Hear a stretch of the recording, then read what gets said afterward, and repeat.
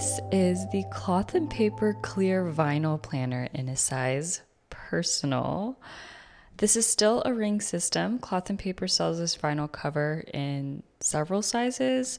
So this is personal, which is the one I have. And then they also sell an A5, which I also own.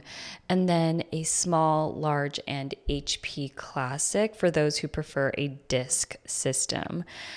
These vinyl covers are great. I mean, they range from $17 to $28.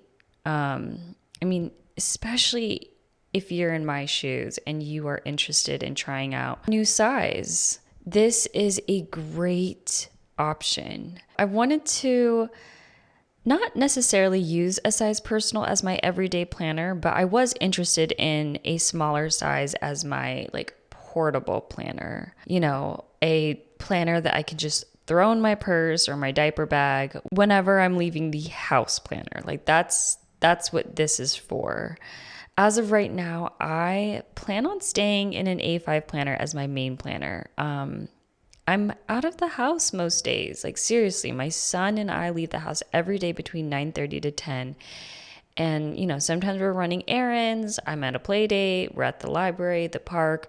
So we are just not home for a good chunk of the morning. And there's definitely been moments when I needed my planner.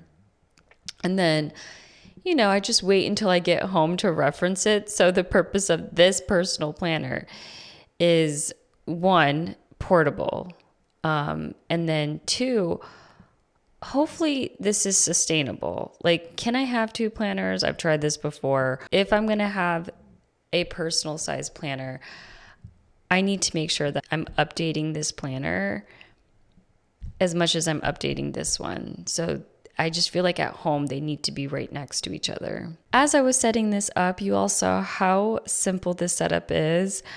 I have 2024 monthly dated inserts from Cloth and Paper, which I got from their sale. And then as you saw, I had to take out, because these inserts are dated, I took away January through July. And all I have right now is August to December.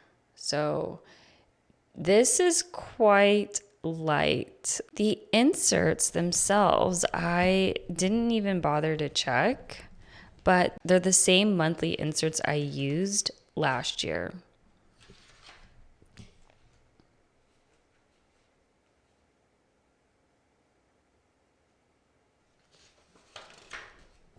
This page might look familiar. I picked up a year at a glance, which I probably didn't have to because it did already come with one. And then I also grabbed the iconic K dashboard. I also have this in a size A5, which is why I grabbed it, because you really can't go wrong with this dashboard. This dashboard in, I believe, every letter or most letters. On top of that, I have this credit card holder. There are 3 pockets. I wasn't sure if I was going to use the credit card holder because I have the K dashboard. But now that the page flags are in, I'm really happy with how this looks. I love the colors. We've got saddle, quartz, and angora. I love the size. Like I said, this is so light. I don't have many inserts in this. And then the size itself is it's so small compared to my A5.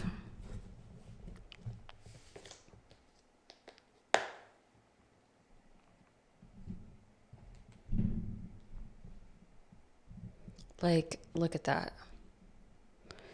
That is a huge, huge difference. Yeah, I mean, I know I keep saying this is my portable planner, but this planner is also portable compared to a real leather planner. If I was a student or if I was a working woman going into an office every day from 8 to 5, I would bring my A5 with me because this here is quite light compared to a real genuine leather. This one here is an apple vegan leather. However, when you're a mom and your primary bag is a diaper bag, you just don't have much space, or at least you just don't want to take up that much space, because a lot of the space in the diaper bag, it's snacks. I've got so many options, diapers, a new pack of baby wipes, which, by the way, let me tell you, a fresh pack of baby wipes, it is so heavy. So throwing in like my planner, especially my A5, that's a lot. So if I am going to carry a planner, it needs to be efficient.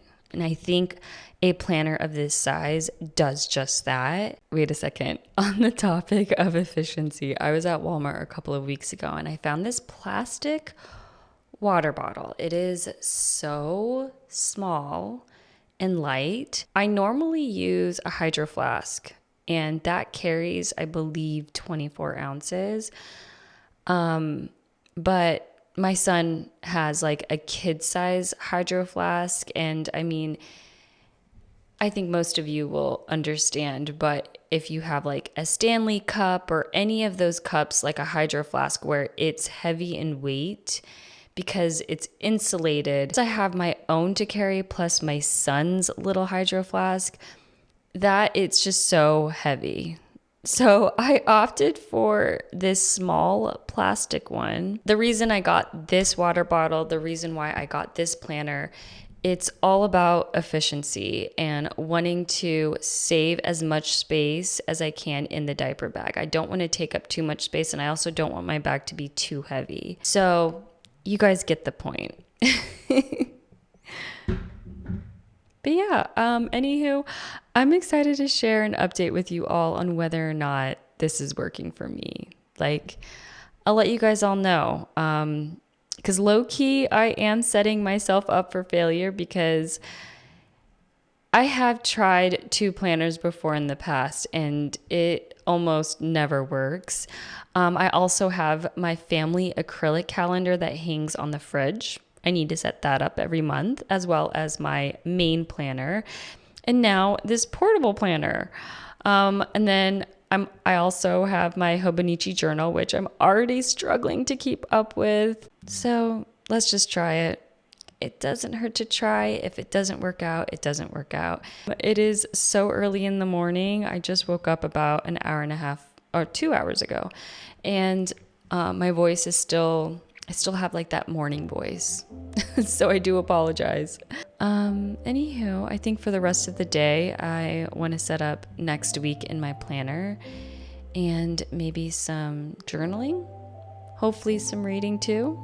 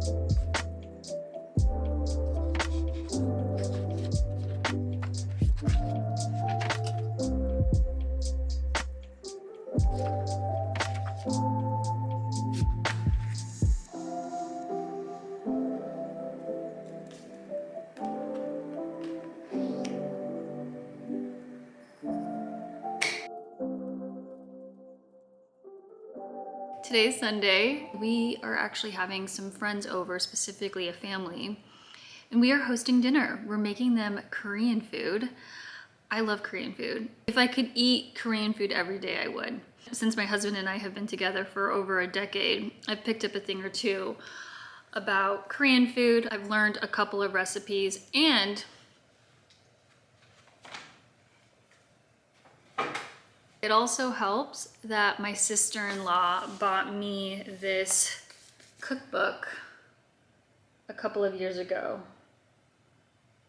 And this has helped tremendously. There are a couple of recipes that I'm cooking tonight, one of which is a multi-grain rice, which I don't know if people call it this, but I call it purple rice.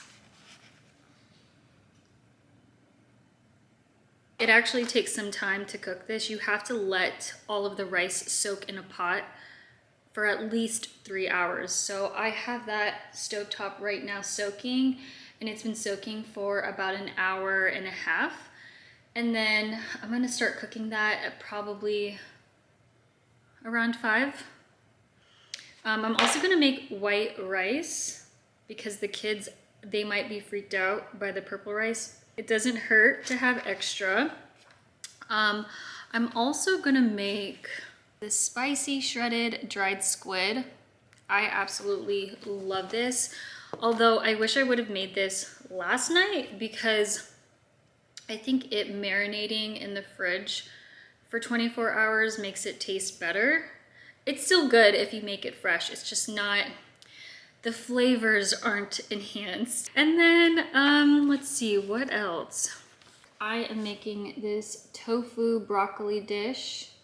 I made this last week and I still have quite a bit of broccoli left over. I have some leftover tofu. I feel like I should cook that before it goes bad. Oh my gosh, I just remembered. I'm making tteokbokki. So I'm probably pronouncing that incorrectly, but tteokbokki is this. It is probably one of my favorite Korean dishes. So this is just the sauce, but I have the rice cakes, fish cakes, and green onions. Super easy to make, but this is probably my favorite Korean dish. It is so spicy, but addicting. So this too will be one of the sides. We also went to the store. Well, it's not a store. I mean, it's not a restaurant either. It's a like grab and go kind of spot. It's called Banchan. It was our first time trying this spot because the spot that we normally go to is closed, but we picked up some kimbap for the kids. Kids love kimbap. A spicy stir-fried fish cake, a seafood pancake, japchae, which is another kid favorite. I really don't need to make the squid, the dried squid. I really don't, because I feel like we've got the spicy fish cake and then the tteokbokki and kimchi.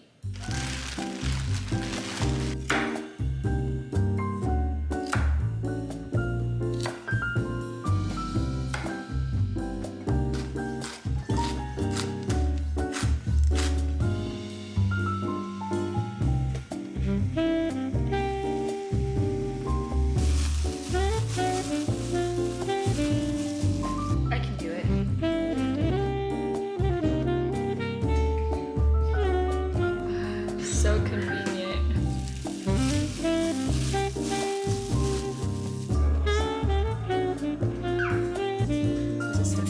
I had a game on, and it was like. Cheers! Thank you.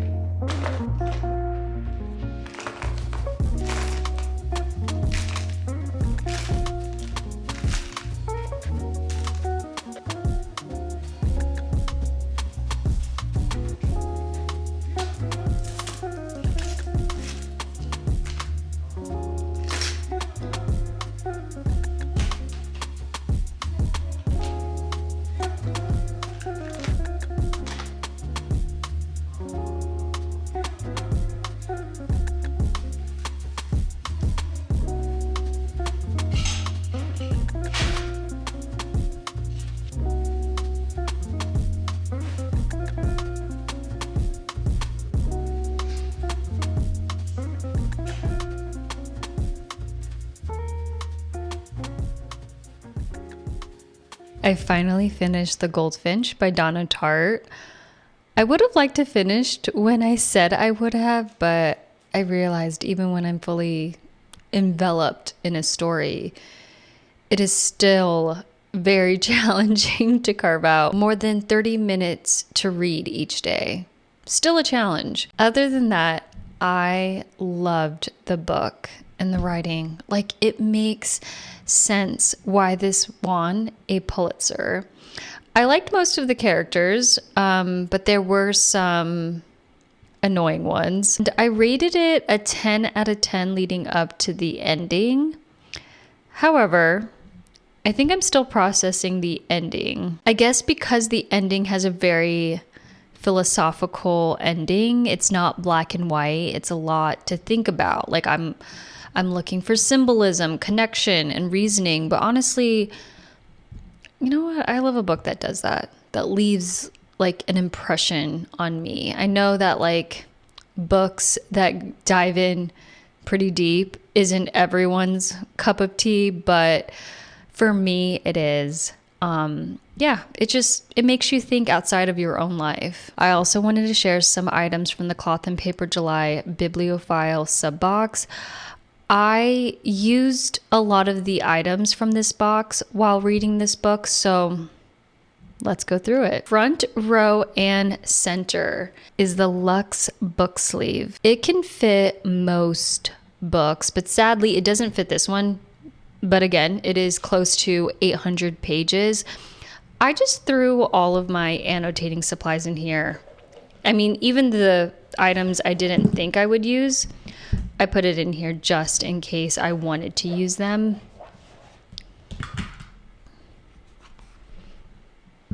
The item that I used the most are actually the page flags. So this here are the library page flags. I used the page flags probably the most out of all of the stationery supplies. I specifically used the gray ones because I wanted to match the cover of the book. Although, to be quite honest, any of these colors would have worked with this book. And that's what's great about this color palette. They're neutral. It goes with everything. Now, in my book, there were a couple of times I wrote something on the page flag. So with that, I used the Uni-Pen oil-based inking marking pen. I would use this if I had a comment or a thought, but mostly I use these to remember where some sort of passage was at, something that I wanted to like look back on. You know what? I do have to read one of my favorite quotes, and I don't think I added a page flag, so I have to look for it.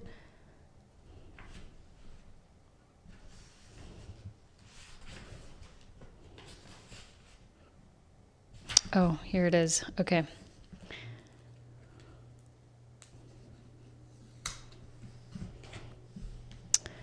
It's this section right here.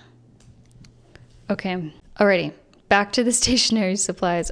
I gave it a go with the left bound annotation notepad, but I just don't know how to use these.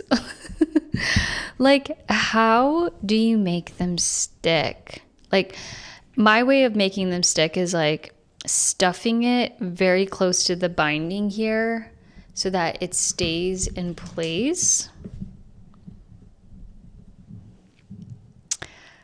But the problem is when I flip back to this page, 9 times out of 10, it's moved very slightly, but still, how do you make it stick? I used the mild liner that came in the sub box. It's the mix edition, so there are 2 colors infused in one marker. It just blends the 2 colors. I like the highlighter because of how you highlight. It's just very easy to use. The nib itself is just so short and stiff. Usually a highlighter nib is, I don't know, at most times flexible. So you like have to like hold like put pressure onto the paper and then highlight. Whereas this, because it's so stable, like that, so easy. It's a lot more consistent than a normal highlighter. I want more of these. I want more like neutral colors, not so bright like this one, but still absolutely love this. I used the left-bound annotation notepad again later in the book, but instead I just dotted down some notes with the uni pen. And then I used a page flag here to hold the paper down, but that clearly, it just still hasn't helped. Maybe washi tape? If you guys are using this for annotating, if you're not using a washi tape, how are you sticking this to the book? How are you keeping this in place? I'm very curious. And then everything else with a page flag in this book, as I said earlier, they're just quotes, passages I wanted to be able to find later. I also have these page pens. This did not come in the sub box. It came in an earlier sub box. I remember using this, I think back in June or July. I just remember using this when I went to Cabo. I used it for Cleopatra and Frankenstein. Now, the page pens and the page flags, they're essentially a replacement for my highlighter. These are really meant to just bookmark a passage that I want to look at later on. I use the page pins the same way I use the page flags. It's a replacement for my highlighter, only meant to take me to a quote or a passage that really spoke to me. It's either the page pins or the page flags, one or the other. I'm not using both at the same time. Let's say there was a bigger section that I wanted to highlight in the book, and the page flags and the page pins just wouldn't do it. Then I would use this. So I can still see myself using the annotation notepad while I'm using these. This here is a pack of sticky notes. I use this for decor in the book tracker in my planner. I'm not quite sure how to use this in a practical sense. I really have no idea. Like, you get a column for the title, the author, the start date, and the end date. I could use this for tracking books, but it's a sticky note. Like, I still don't understand how to use this product. Like, did they just want to make it cute and like make it a sticky note? I don't know, maybe it's just me, but I would have preferred like a bookmark or something with this kind of information that would track maybe the books that I read for the entire year. But a sticky note, I don't know. Like, that's why I have my book tracker. Anywho, a little update on the personal planner. I've been using this now for 2 weeks. I can't remember if I said this before, but I should clarify. The inserts in this planner, it is just the monthly overview. I do not have a weekly overview in this planner. It is just the monthly. So as of right now, I'm only filling out these pages. The weeklies are all in my A5-6 ring planner. I really don't need that when I'm on the go. And then I also took out all of the excess paper. It's like the cover pages. The cover pages, I think January through July. And then these here are the cover pages. Yeah, I just need to toss these. This planner is purely functional. I don't care about decor. I simply want to see what I have planned on a weekly basis. So in case I'm like on a play date with a friend and they're trying to plan something for next week, that means I can reference my personal sized planner to see if, hey, yeah, actually, you know what? We can have that play date on the 28th. I am running into a little problem, and probably because it's just such a small planner and I don't have a ton of inserts to weigh down the vinyl cover, but this does not lay flat. Like I've tried to like go like this, like help break it in, but it's just not happening. And then when I'm writing in here, I have to take out the page and write like 100% of the time. There is no way that I can write while the pages are in the rings. I just can't. But other than that, I am enjoying this planner. And I'm enjoying my A56 ring. As of right now, there isn't overlap. I mean, there is, but it's not serious enough that I'm not using one more than the other. But I'm sure I'll have a much more detailed explanation of how this is working for me. But other than that, that is it for this week's vlog. I'll see you all in the next one. Bye.